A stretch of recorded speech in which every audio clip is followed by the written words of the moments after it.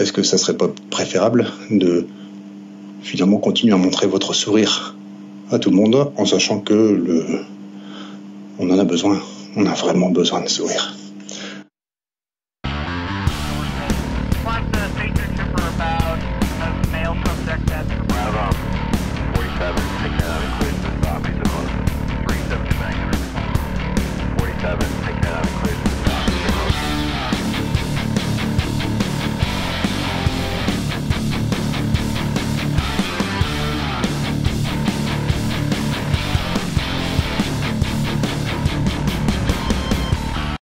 Bonjour à tous et bienvenue dans cette nouvelle édition de l'Histoire cachée. Je vais vous faire une émission un petit peu différente de la précédente, au revu de ce qui se passe en fait en ce moment et des médias alternatifs qui ont été fermés en masse. Hein, vous voyez là, Alexis Cossette de Radio-Québec, mais pas seulement cela. Il m'est même arrivé en faisant ma dernière vidéo sur ma chaîne, d'avoir SGT Report coupé alors que j'étais en train de me servir de ces vidéos. On est en face de quelque chose d'assez exceptionnel. Et je voulais mettre en relation cela avec ce thème de l'histoire cachée. Alors, je vais vous montrer en fait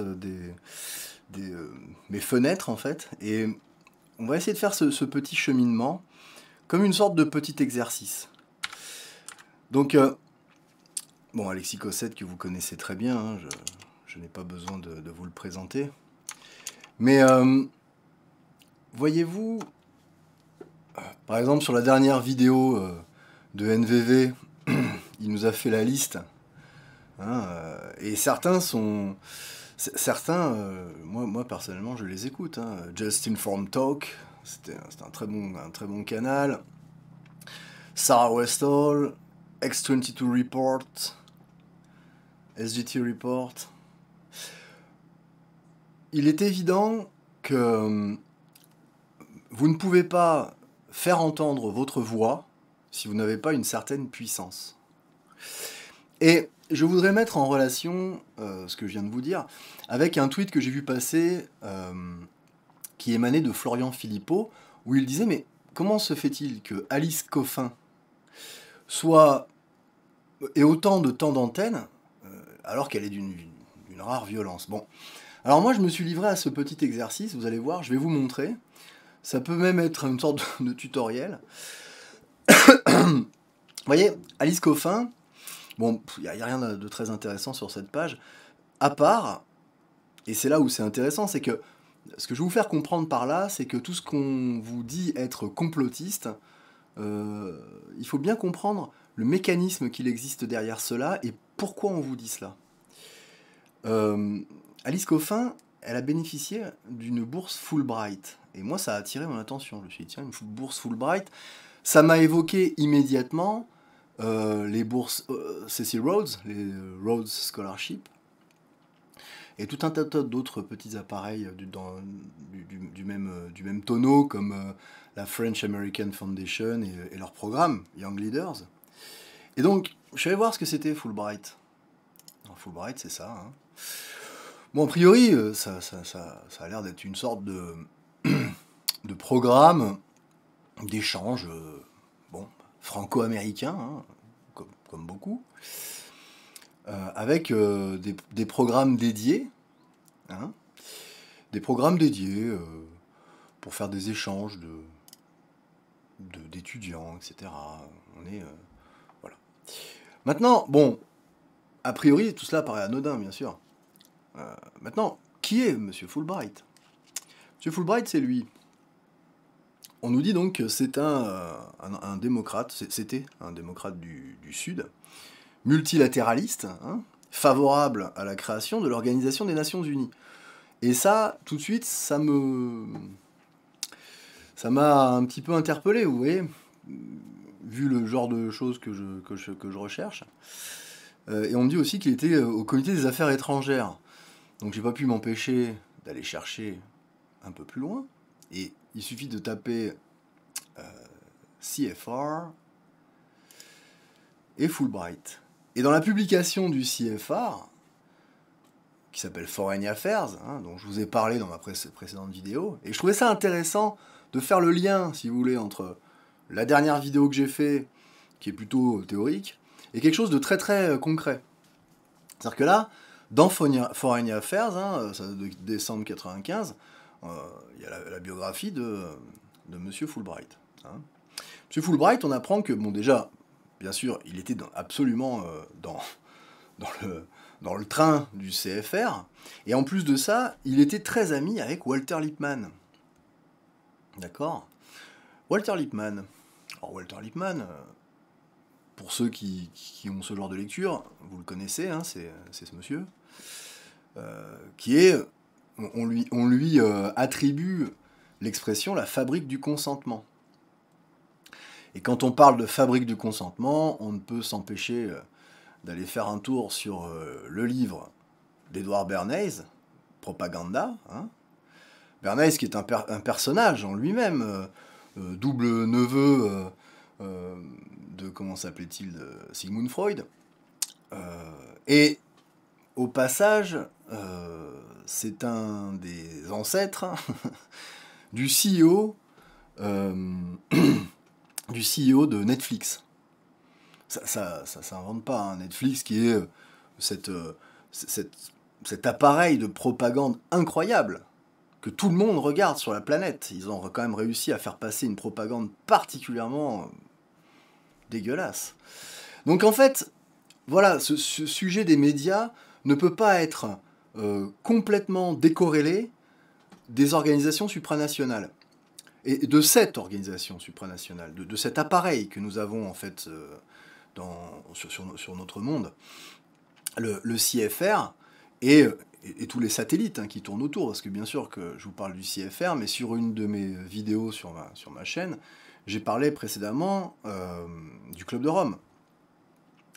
Donc, revenons à Lippmann, Bernays, la fabrique du consentement. On est en fait sur cette diffusion de l'agenda mondialiste. Et il leur faut des points de relais. Et bien sûr, en créant des bourses d'études type Fulbright, ou alors les Rhodes Scholarship, ou alors le programme Young Leaders, de la French American Foundation. Alors regardez, c'est simple. En fait, il suffit, d'ailleurs regardez en arrière, il suffit, vous tapez Young Leaders, vous avez tout un tas de gens qui ont cherché le siècle, la commission trilatérale. Tout cela, en fait, c'est un peu étrange, parce que j'écoutais, comment il s'appelle, Berkoff. Et ça commence à rentrer dans le domaine public, parce que un gars qui fait de la radio, qui s'appelle Berkoff, bon, j'ai pas forcément, bon, il est ce qu'il est, hein, mais je l'ai entendu prononcer Bilderberg. Bilderberg, jusqu'à présent, c'était une théorie du complot et un ramassis de conneries. Et là, en fait, c'est en train de transparaître sur Sud Radio. Moi, c'est la première fois que j'entendais parler de Bilderberg sur Sud Radio, c'est quand même... Alors du coup, je pense que c'est intéressant de voir cette histoire cachée. Parce que ce n'est pas quelque chose d'étrange, ce n'est pas quelque chose... Enfin voilà, la théorie du complot, mais ça m'a toujours fait rigoler. Ces gens-là existent, ils ont une existence tout à fait réelle, et ils sont très très fiers de leur agenda. Ils sont tellement fiers que, par exemple, le Council on Foreign Relations, sur leur site, il faut aller sur leur site, il faut lire ce qu'ils expliquent, et à quel point, en fait, le mondialisme est pour eux ce qui va sauver le monde. Ces gens-là sont complètement investis d'une mission. Alors, c'est pas une mission divine, on est d'accord. Ça dépend quel dieu on vénère. Mais ils font bien sûr des fellowships. Donc, c'est-à-dire qu'en fait, par exemple, ils vont prendre des individus talentueux du milieu universitaire et ils vont les emmener pour les plonger en fait dans le monde des policy, vous savez. Parce que le CFR, c'est pas officiel, enfin je veux dire, c'est pas le gouvernement américain, bien sûr. Ils ne sont là qu'à titre consultatif, non partisan, mais c'est toujours ce double langage. Observez bien, en fait, le langage de nos politiques, etc. Ils sont tous, de très rares exceptions, ils sont tous dans cette façon de faire. Vous disant quelque chose, mais faisant l'inverse.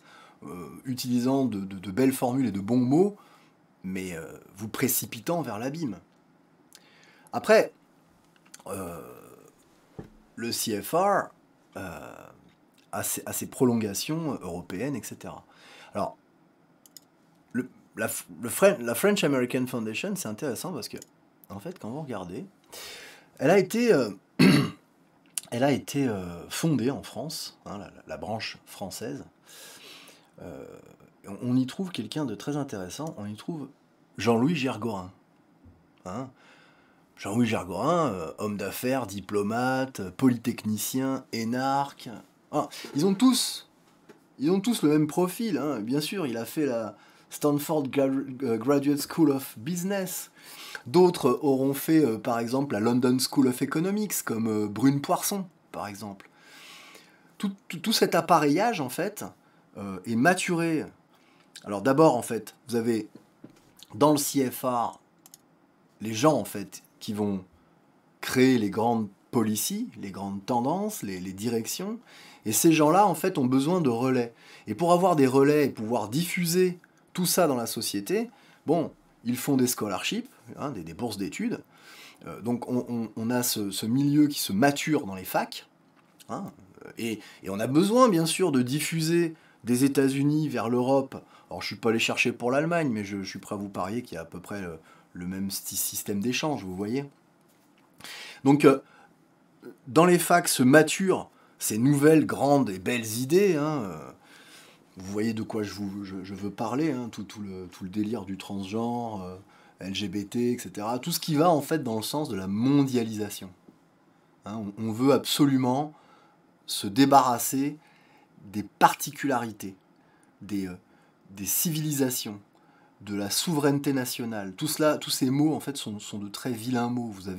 Vous pouvez trouver des publications sur la bibliothèque du CFR où on vous explique à quel point, en fait, il faut cette mondialisation et que les souverainetés nationales ne sont, en fait, que des obstacles parce qu'ils utilisent toujours ces mots, au bonheur du monde, à la joie, etc. Ils sont complètement fous. Jean-Louis Gergorin, qui est, bon, bien sûr, impliqué dans l'affaire Clearstream. J'imagine que ce monsieur qui a reçu quand même qui est chevalier de la Légion d'honneur et officier de l'Ordre national du mérite, bon, en 2002, il a très certainement dû faire des bêtises après. Avant, c'était quelqu'un de très très bien, bien sûr. C'est évident. Donc voilà, vous avez en fait... Dans ce monde étrange dans lequel nous vivons, cette histoire cachée. Mais c'est de l'histoire. On appelle ça de la théorie du complot, mais il faut bien comprendre que c'est de la manipulation médiatique. Et lorsque vous commencez à avoir un petit peu trop de notoriété, lorsque vous vous trouvez en fait avec 500 000 ou 600 000 personnes abonnées à votre chaîne, que vous faites des émissions comme le faisait SGT Report ou comme... comment il s'appelait, Alexis Cossette, etc., ça n'intéresse pas les médias. On est bien d'accord que YouTube est une plateforme d'information privée. Ils font ce qu'ils veulent de nos contenus et ils peuvent nous couper quand ils veulent. C'est du commerce pour eux. Nous, en fait, on entretient leur commerce. Alors, on essaye de se servir comme un petit peu des pirates de ces systèmes-là, mais il ne faut pas s'étonner qu'à un moment donné, en fait, on se fasse couper. C'est évident.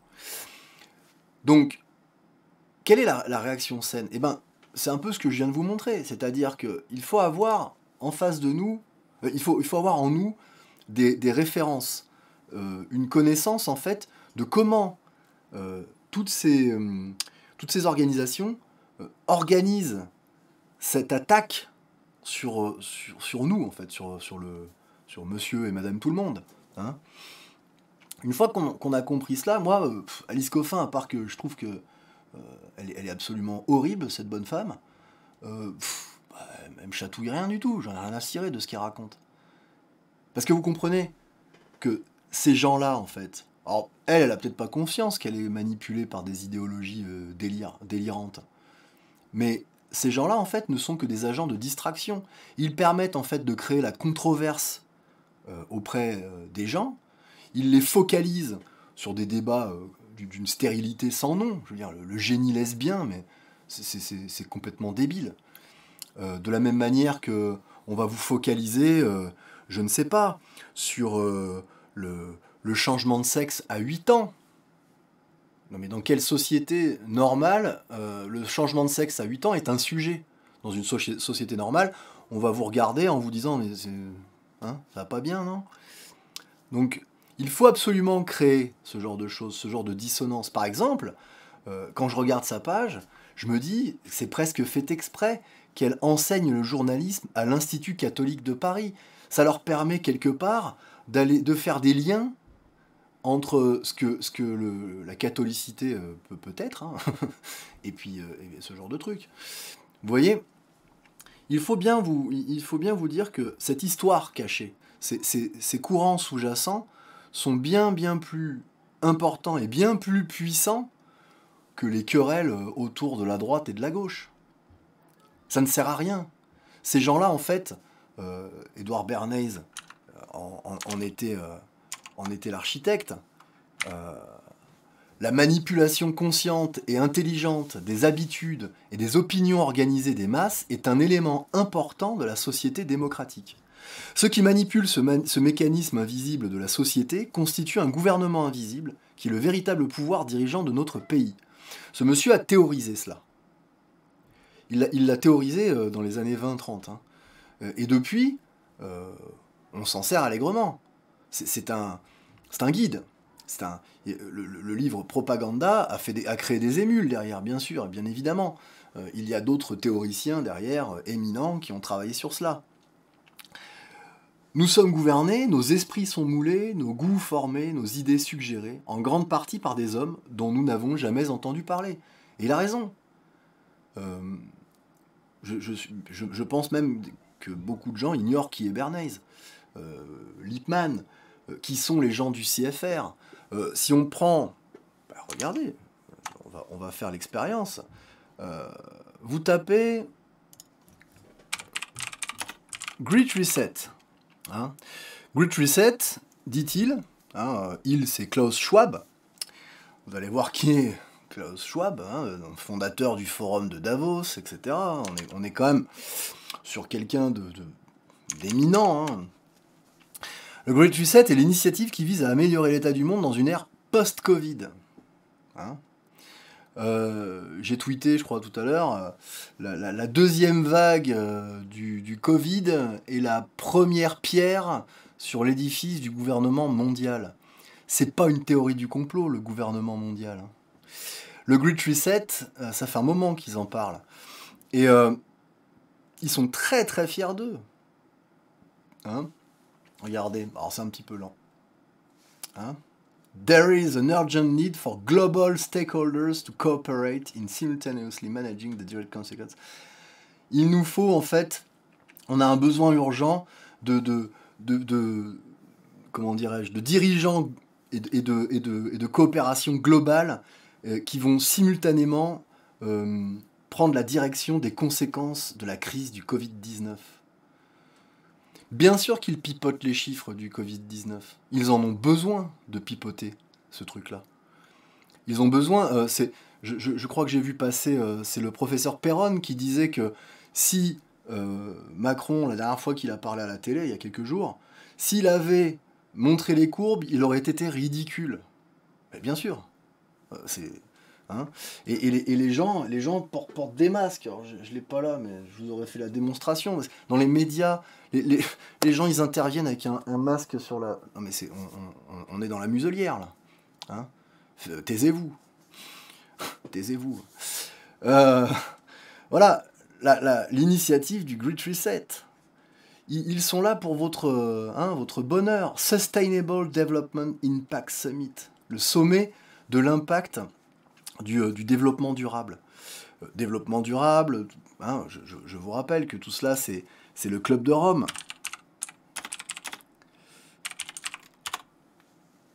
Hein, le Club de Rome, c'est eux là. Fondateur, David Rockefeller, Aurelio Peccei, j'ai fait une vidéo entière là-dessus. On trouve toujours ces gens-là. D'ailleurs, au passage, je ne l'ai pas montré tout à l'heure, mais Fulbright est aussi financé par JP Morgan, par exemple. C'est ce que j'essaie de vous faire comprendre. Nous sommes sur une organisation idéologique globale qui mène une attaque globale sur la population mondiale. Et au passage, il faut absolument qu'il crève la France. La France, en fait, a été le phare du monde sous la royauté française. Il n'y a aucun pays au monde qui était la fille aînée de l'Église et le roi, en fait, était le lieutenant de Dieu sur terre. Il faut absolument que la France soit au plus bas, écrasée, détruite, laminée. Si la France reprend de l'énergie, de la puissance, si les gens reviennent dans les églises, si on reprend conscience réellement de ce qu'est la France, le destin de la France, ils sont mal. Ils sont très très mal. Alors, s'il vous plaît, emparez-vous de l'histoire cachée, diffusez cette vidéo, diffusez les vidéos du cercle, et au passage, royaliste ou pas, peu importe, nous sommes dans un combat d'une importance capitale. Si nous ne réagissons pas de manière saine, c'est fini. Hein. Parce que là, le gouvernement mondial, le destin multiculturaliste, etc., tout ce que vous voulez, hein, il est là, ils le construisent. D'ailleurs, la dissonance cognitive commence à apparaître. Hein. Cet attentat terrible sur un prof d'histoire hier, j'aimerais bien qu'il m'explique les chances pour la France, comment ils vont faire. Ça va être très très difficile. Donc il faut se réveiller là, c'est très important. Je vous remercie de m'avoir écouté, partagez cette vidéo, rejoignez le cercle Richelieu, que vous soyez royaliste ou pas d'ailleurs. Nous sommes là en fait pour faire quelque chose pour ce pays que nous aimons. Nous avons créé une initiative qui s'appelle les cercles de gentilshommes, qui permettent à des gens de pouvoir se rejoindre dans le réel et de créer une contre-société qui soit un peu plus saine. Les médias nous empêcheront toujours de parler, ces gens sont extrêmement puissants, mais nous sommes beaucoup plus nombreux qu'eux. Merci de m'avoir écouté, c'était le colonel Van Hagen, vive la France, vive le roi, soyez royalistes.